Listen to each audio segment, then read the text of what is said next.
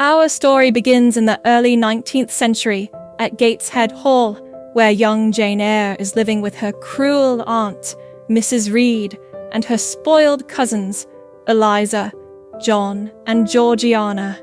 Jane is an orphan, and her life is far from easy. Treated harshly and isolated from the family, Jane's spirit is already being tested. Mrs. Reed is particularly harsh, often reminding Jane that she is a burden. One day, after a particularly harsh punishment, Jane is sent to the Red Room, a dreaded place in the house where her late uncle died. It's there that she faints from terror and despair. Soon after, Jane's aunt decides to send her away to Lowood Institution, a charity school for orphaned girls. Mr. Brocklehurst, the stern headmaster, interviews Jane and labels her a liar based on Mrs. Reed's accusations. At Lowood, Jane faces strict discipline, cold conditions, and meager food. The students endure harsh treatment, yet Jane finds solace in her studies and in the friendship of Helen Burns, whose stoic faith and kindness leave a lasting impression on Jane. Helen teaches Jane about patience and forgiveness, enduring the cruelty of teachers like Miss Scatcherd with a quiet grace. A typhus epidemic sweeps through Lowood, claiming many lives, including Helen's.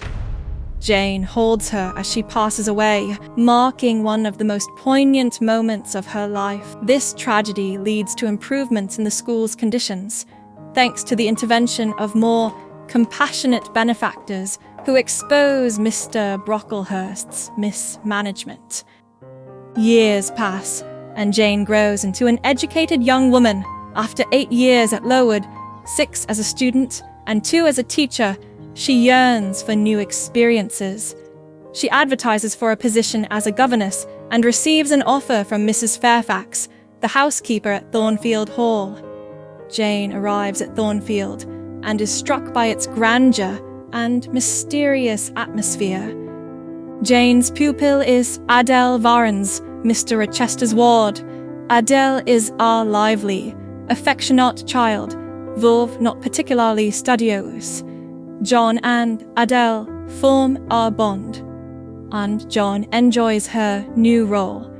Despite Thornfield's grandeur, there's an air of mystery. Strange laughter echoes through the halls at night, and Jane feels a growing sense of foreboding. One evening, while walking to a nearby village, Jane encounters a mysterious man who falls from his horse. She helps him, only to later discover he is Mr. Edward Rochester, the master of Thornfield. Mr. Rochester is enigmatic and brooding, with a commanding presence. He is fascinated by Jane's intellect and spirit, and they begin to spend more time together, engaging in deep, philosophical conversations. Jane's feelings for Mr. Rochester grow, but she remains cautious. She learns more about his character and his troubled past, including a failed relationship with Adele's mother, Celine Varens. Despite his often harsh and abrupt manner, Jane is drawn to him, sensing a deep connection. As Jane and Mr. Rochester form a deeper bond, she becomes increasingly important in his life. Mr. Rochester frequently seeks Jane's company and confides in her. Their relationship blossoms, and it seems love is on the horizon. However, Thornfield's secrets threaten their happiness. One night, Jane is awakened by strange noises and the smell of smoke. She rushes to Mr. Rochester's room and finds his bed on fire. She helps him extinguish the flames, and he thanks her passionately, though he downplays the incident as the work of a drunken servant, Grace Poole. Jane is unconvinced but trusts Mr. Rochester's explanation.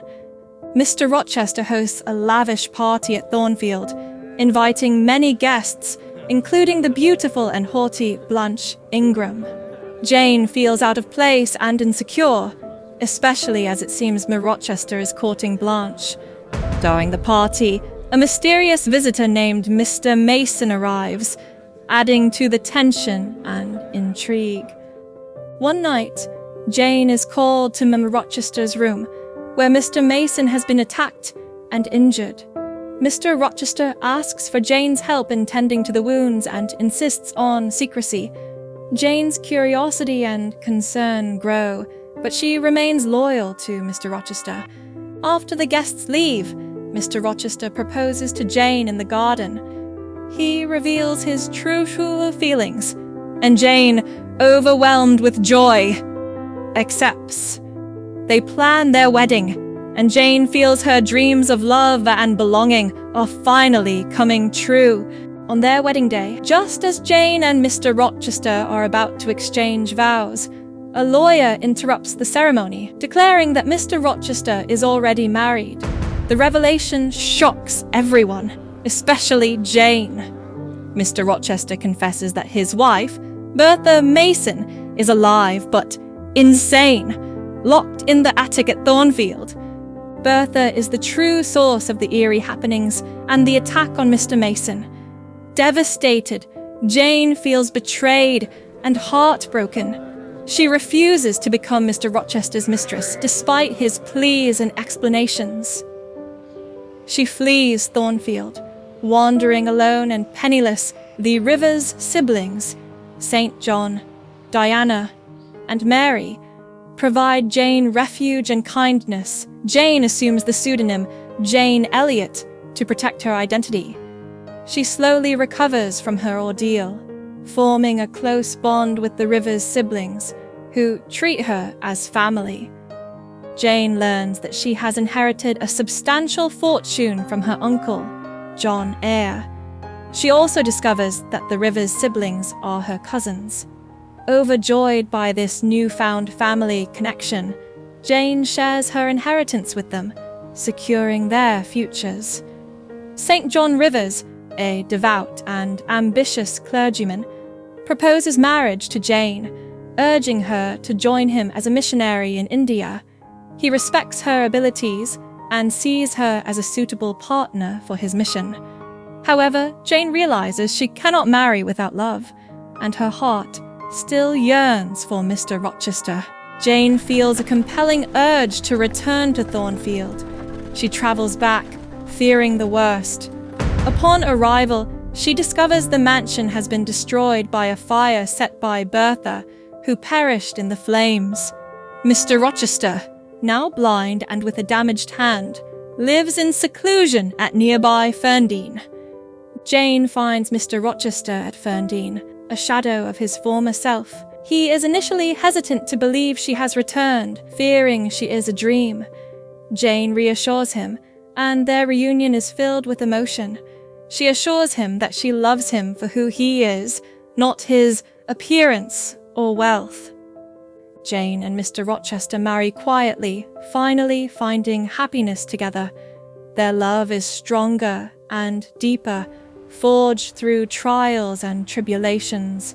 Jane describes their union as one of profound happiness and equality.